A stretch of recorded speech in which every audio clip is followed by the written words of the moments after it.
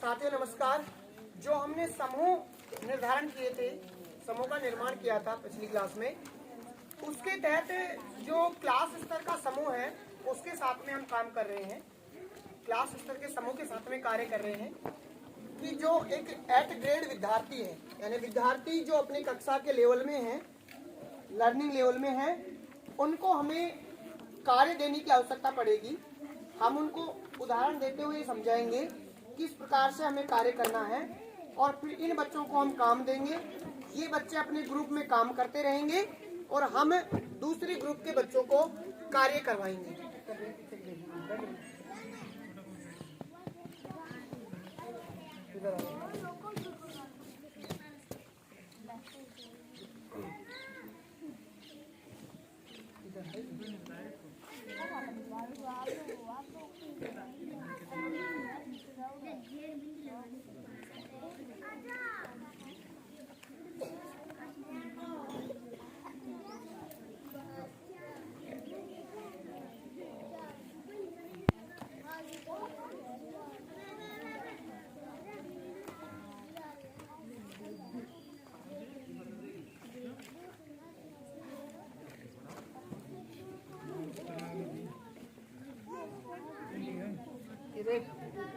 चंदन बंदर संतान चंदा, ये गलत है। मतलब ये क्या कह रहा है कि निम्न शब्दों के अनुसार अनुस्वार व अनुनासिक का सही प्रयोग करते हुए शब्दों को पुनः लिखिए। चंदा क्यों लिख दिया तुमने? शब्द यही शब्द लिखने हैं पुनः, लेकिन अनुस्वार का सही वो करना है। चंदन संतान, ये जो ये आएगा ऐसे संतान। चंद्र बिंदी नहीं आएगी, बिंदी आएगी। समझ रहे हो ना?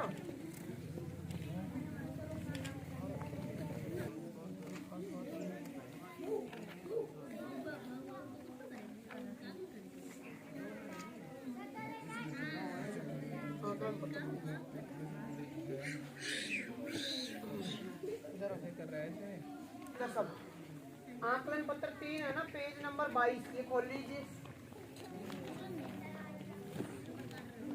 कक्षा स्तर का जो समूह है वो सारे के सारे बच्चे पेज नंबर 22 खोल लिया।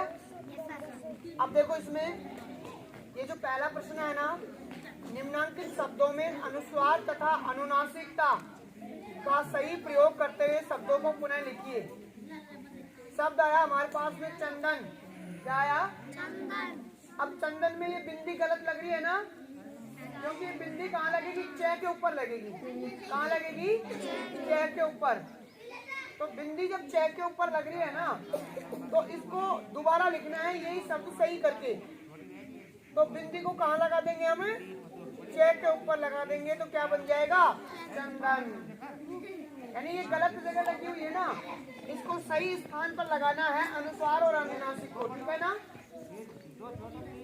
अनुस्वार और अनुनासिक को सही जगह लगाना है। देखो एक होता है अनुस्वार और एक तो है अनुनासिक। क्या होता है? एक तो है अनुस्वार, अनुस्वार है ना, और एक होता है अनुनासिक, अनुनासिक। इन दोनों के चिन्ह की अगर बात करें तो अनुस्वार जो होता है इसका तो चिन्ह ये होता है बिंदी। अनुस्वार का चिन्ह क्या होता है? ये बिंदी। और अनुनासिक जो होता है इसकी बिंदी के नीचे चांद, यानी चंद्र बिंदु जो हम कहते हैं ना, वो किसको कहा जाता है? अनुनासिक को। और अनुस्वार एक ये बिंदी के रूप में इसको कहते हैं अनुस्वार। ठीक है? जैसे अब हमारे सामने कोई शब्द आ गया, जैसे हंसी। क्या आ गया? हंसी। तो ये सही होगा या गलत होगा? गलत। क्योंकि हमें इसका उच्चारण कर रहे हैं ना, तो क्या आना चाहिए? अनुनासिक आना चाहिए। क्या आना चाहिए? तो इसको सही रूप में हम लिख सकते हैं कि ये सही शब्द होगा इस प्रकार से, हंसी। क्या हो जाएगा? हंसी। ठीक है ना? ऐसे ही मान लो दूसरा शब्द है एक संतान। जैसे एक शब्द आ गया आपके सामने संतान। क्या है ये? संतान। सही है गलत है? गलत है, क्योंकि सिर्फ क्या आएगा? अनुस्वार आएगा। तो संतान को सही लिखेंगे तो क्या आएगा? अनुस्वार। क्या आएगा? अनुस्वार। ठीक है ना? तो संतान में ये अनुनासिक नहीं आएगा, अनुस्वार आएगा। आप सही हो गया। ये है शब्द, गलत शब्द है ये क्या है? गलत शब्द। और हमने ये क्या कर दिया इनको? सही शब्द है ये। ठीक है ना? तो जो गलत शब्द है उनको हम सही कर रहे हैं कि कौन सा अनुस्वार आना चाहिए या अनुनासिक आना चाहिए। ठीक है ना? अब देखो, जैसे एक शब्द है चांदनी। क्या है? चांदनी। अब ये चांदनी सही है या गलत है? गलत है, क्योंकि अनुस्वार नहीं आएगा। क्या आएगा? अनुनासिक आएगा। तो चांदनी को हम सही लिखेंगे, ये हो जाएगा चांदनी। क्या हो जाएगा ये? चांदनी। क्या आएगा? अनुनासिक लगेगा इसके ऊपर। क्या लगेगा? अनुनासिक। ठीक है। ऐसे ही जैसे एक शब्द है वंदन। क्या है? वंदन। ये शब्द है जैसे वंदन। ठीक है ना? अब ये वंदन सही है या गलत है? गलत है, क्योंकि ये अनुनासिक नहीं आएगा। क्या आएगा? अनुस्वार आएगा। क्या आएगा? अनुस्वार। तो ये वंदन होगा इस प्रकार से अनुस्वार लगा के, ये हो गया। ठीक है ना? तो वंदन ये गलत होगा और ये क्या होगा? सही होगा, है ना? अनुनासिक नहीं आएगा। क्या आएगा? अनुस्वार आएगा। इसके बाद में और शब्द जैसे हम देखें, एक शब्द है जैसे हंसी हमने ले लिया, चांदनी ले लिया, वंदन, संतान और ठीक है ना? चंदन। अब देखो, जैसे एक शब्द आता है चंदन। क्या आता है? चंदन। तो ये सही है या गलत है? क्यों गलत है बताओ? हाँ, शाबाश। ये सही है अनुस्वार तो, लेकिन ये अनुस्वार किसके ऊपर आएगा? च के ऊपर आएगा जब बनेगा चंदन। अनुस्वार कहाँ पर आएगा? च के ऊपर आएगा, तब जाकर बनेगा चंदन। तो ये शब्द जो भाई यहाँ पे अनुस्वार लग रहा है, तो ये शब्द क्या होगा? गलत होगा। लेकिन अनुस्वार को किसके ऊपर लगा दिया हमने? च के ऊपर लगा दिया, तो ये क्या बन जाता है? चंदन हो जाता है। समझ में आ गया? यानी अनुस्वार और अनुनासिक। अनुनासिक का चिन्ह तो ये होता है चंद्र बिंदु, जिसे हम कहते हैं, और अनुस्वार होता है ये जो बिंदी होती है, इसको क्या कहते हैं? अनुस्वार कहते हैं। तो कहाँ कौन से शब्दों में कौन सी बिंदी या अनुस्वार और अनुनासिक लगेगा, ये हमें देखना है। ठीक है ना? तो ये शब्द सही हो जाएगा और ये क्या है? गलत है। अब देखो, जैसे हम यात्रा करते हैं ना, तो यात्रा करने के लिए कौन कौन सा वाहन चाहिए हमें?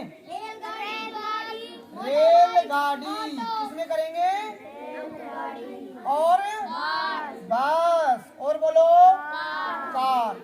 तो यात्रा करने के लिए तो हमें रेलगाड़ी, बस और कार से कर सकते हैं। जबकि माल वाहन के लिए, माल वाहन यानी माल को ले जाने के लिए हमें कौन से साधन की आवश्यकता है?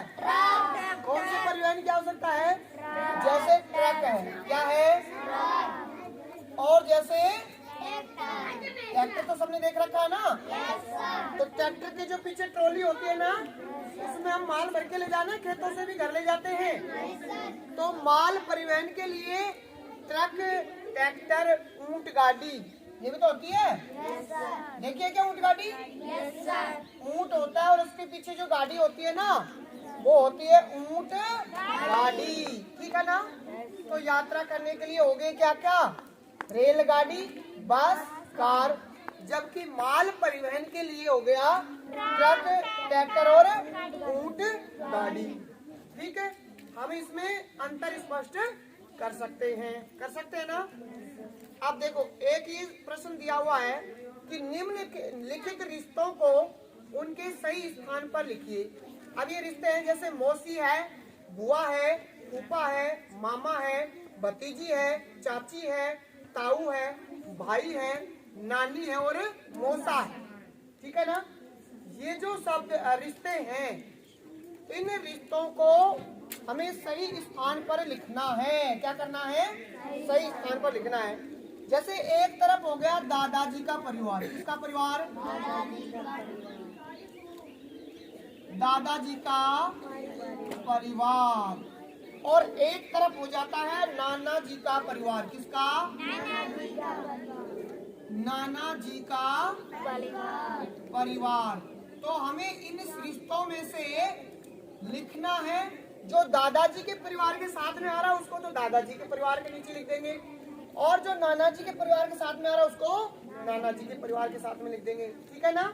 अब देखो, जैसे दादाजी के परिवार में पहला शब्द है मौसी, तो मौसी कौन से परिवार में आएगी? नाना जी के परिवार में। ठीक है ना? मौसी। ठीक है। अब देखो, इसके बाद में बुआ, दादाजी का, क्योंकि दादाजी की बेटी क्या लगती है? बुआ। तो यहाँ पर आ जाएगी बुआ, जिसको क्या बोलते हैं? फूफी। क्या बोलते हैं? फूफी बोलते हैं। ठीक है ना? हाँ। इसके बाद में है मामा, इसके बाद में है फूफा। तो फूफा तो इसमें आएगा ही नहीं, नाना के परिवार में भी नहीं आएगा, इसमें भी नहीं आएगा। मामा, मामा किसके परिवार में आएगा? नाना के परिवार में आएगा। किसमें आएगा? नाना के परिवार में। इसके बाद में है भतीजी, तो भतीजी किसके परिवार में आएगी? दादाजी के परिवार में। भाई भतीजी तो परिवार में तो होती है। Yes sir. इसके बाद में चाची, चाची भी कहाँ आएगी? दादाजी के परिवार में। और ताऊ कहाँ आएगा? ताऊ दादाजी के परिवार में। तो ताऊ भी दादाजी के परिवार में। भाई ताऊ होता कौन है? पापा का बड़ा भाई। क्या कहलाता है? ताऊ। भाई कहाँ आएगा? भाई, तो भाई भी कहाँ आता है? दादाजी के परिवार में आएगा भाई भी।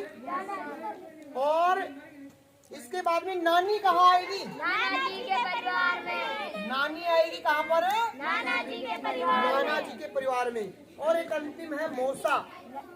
मौसा तो जरूरी थोड़ी है दादाजी की में नाना की में, जरूरी नहीं है। ठीक है ना? तो ये शब्द आपको पहचानने में आए, समझ में आए ना कि कौन सा शब्द कौन से परिवार के साथ में आता है। यानी कुल मिलाकर रिश्तों की समझ होनी चाहिए। हमारे परिवार में जो रिश्ते हैं, जैसे चाचा है, चाची है, ताऊ है, ताई है, बुआ है, फूफा है, मामा है, मामी है, नाना है, ये जो हमारे रिश्ते हैं, इन रिश्तों को समझ में आना चाहिए कौन से परिवार में कहाँ पर हमें लिखना है। ठीक है ना? जैसे मामा है, तो मामा कौन लगेगा? हमारा मम्मी का भाई। क्या लगेगा? मामा। ठीक है ना?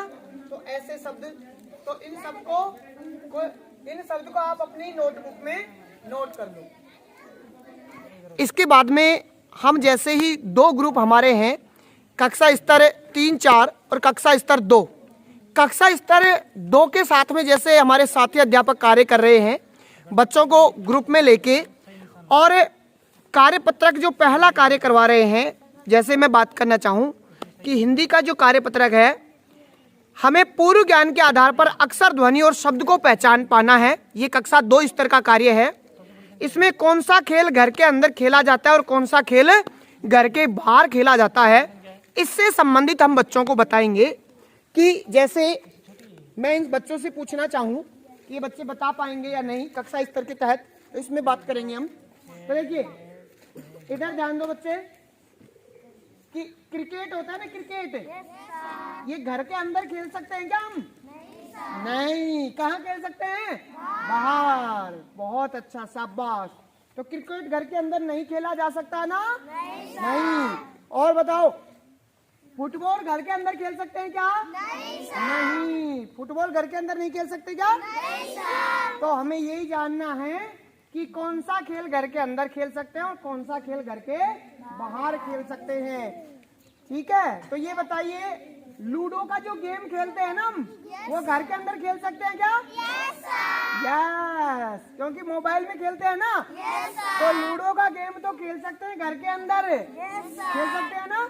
हाँ। लेकिन क्रिकेट घर में खेलेंगे क्या? नहीं, क्योंकि उसके लिए हमें एक बड़ा सा मैदान चाहिए। क्या चाहिए? मैदान। आप देखो, फुटबॉल बाहर खेलते ही हैं, तो ऐसे जो खेल हैं कि कौन सा खेल हम घर के अंदर खेलते हैं और कौन सा खेल हम घर के बाहर खेलते हैं। इसी के साथ में हमारे साथी अध्यापक जो इन बच्चों को एक समूह के माध्यम से सिखाना चाह रहे हैं। तो देखिए, ये कक्षा स्तर जो 3 और 4 हमारा है, इस कक्षा स्तर 3-4 के अंतर्गत जो कार्यपत्रक 43 है, इसमें बताया गया है, देखो अपनी वर्कबुक में देखो बेटा, चित्र की पहचान कर सही शब्द पर क्या लगाना है? बोला लगाना है। यानी हमें जो ये चित्र दिखाई दे रहा है ना, ये चित्र किसका है? किसका चित्र है ये? डाकिया का। किसका चित्र है ये? तो आप मुझे ये बताओ कि डाकिया, ये भी डाकिया है, ये डाकिया और ये डकिया, कौन सा सही होगा इसमें से? बीच का। क्योंकि हम डाकिया, अगर डाकिया बड़ी की मात्रा लगाएंगे ना तो गलत शब्द होगा, बोलने में उच्चारण में कैसा होगा ये? गलत। लेकिन डाकिया सही हमारा कौन सा होगा? छोटी ई की मात्रा आएगी, ठीक है ना? तो कौन सी मात्रा आएगी? छोटी ई की। और ये तो वैसे ही गलत हो जाएगा, डकिया है। डकिया शब्द थोड़ी ना हो सकता है, नहीं। लेकिन सही क्या होगा हमारा? डाकिया। अब देखो वर्कबुक में देखिए, दूसरी जो चित्र है ये किसका है? पुस्तक का। किसका है? पुस्तक का। तो अब देखिए यहाँ पर बोर्ड पे देखिए सबके सब, ये तो है पुस्तक। क्या है ये? पुस्तक। और ये है पुस्तक। ये क्या है? पुस्तक। और ये है पुस्तक। तो कौन सा सही होगा? शाबाश, ये वाला सही होगा, पुस्तक। ठीक है ना? अब तीसरा चित्र किसका दिखाई दे रहा है? चिड़िया का। चिड़िया का। किसका दिखाई दे रहा है? चिड़िया का। बड़ा करके दिखा कर इसको, जब मैं बोलूं जब। अब देखो ये तीसरा चित्र किसका दिखाई दे रहा है? चिड़िया का। चिड़िया का। क्या है ये? चिड़िया। चिड़िया। अब देखो, अब हमें ये देखना है कि चिड़िया कौन सा सही है शब्द। देखो ये है चिड़िया, ये है चढ़िया, तो ये तो गलत हो जाएगा ना। हम चढ़िया थोड़ी बोलते हैं, चिड़िया। लेकिन ये और ये शब्द आएंगे, लेकिन सही कौन सा होगा इनमें से? क्यों सही होगा बताओ? बिंदी है। ये जो बिंदी है ना, ये बिंदी ये लगती है डे के नीचे। शाबाश बेटा। तो ये हमारा चिड़िया क्या हो जाएगा? सही। यानी जहां पर भी डे डलिया और डे ढक्कन, डे डलिया और जहाँ पे भी हमें शब्द में दिखाई देंगे, उनके नीचे क्या होगी? ये बिंदी होगी। इसको बोलते हैं नुक्ता। क्या बोलते हैं इसको? नुक्ता। तो ये जो डाकिया इसमें नहीं है ना, तो ये क्या हो जाएगा? गलत हो जाएगा, ठीक है ना? तो हमारा सही कौन सा होगा? ये बिंदी होगा। लेकिन एक चीज याद रखना, अगर मान लीजिए ये डे और डे शब्द के शुरू में आते हैं, जैसे ढक्कन, क्या लिख दिया? तो ये लगेगी क्या? बिंदी नहीं लगेगी। अब अगर किसी भी शब्द में डे और डे शुरू में आते हैं ना, तो यहाँ पर बिंदी नहीं लगेगी, ठीक है ना? जैसे ढक्कन आ गया, अब ढक्कन में बिंदी नहीं लगेगी, ठीक है? जैसे डमरू आ गया, क्या आ गया? तो डमरू में यहाँ पर बिंदी नहीं लगी। अगर बिंदी लगा देंगे तो शब्द क्या हो जाएगा? गलत। अगर शब्द के बाद में कहीं भी आता है, शुरू में नहीं आना चाहिए, जैसे चिड़िया में आएगा तो यहाँ बिंदी लगेगी, ठीक है ना? अब देखो अगला चित्र किसका है? शेर का। और शेर को क्या कहते हैं? सिंह। क्या कहते हैं? सिंह। अब देखो एक सिंह ये रहा, एक सिंह ये रहा और एक सिंह ये रहा, तो क्या सही होगा? सिंह सही होगा। कौन सा? कौन से से वाला? से ये वाला, ये सिंह सही होगा, ठीक है ना? तो इस प्रकार से हमें मात्रा पहचाननी है, मात्राओं को पहचानना है कि सही बड़ी की मात्रा सही होगी या छोटी की मात्रा सही होगी। शब्द सही और गलत का पहचान करना हमें। ये जो तुम्हारी कार्य पुस्तिका है ना, इस कार्य पुस्तिका में आप बोले लगाना कि कौन सा सही है और कौन सा गलत है, ठीक है ना?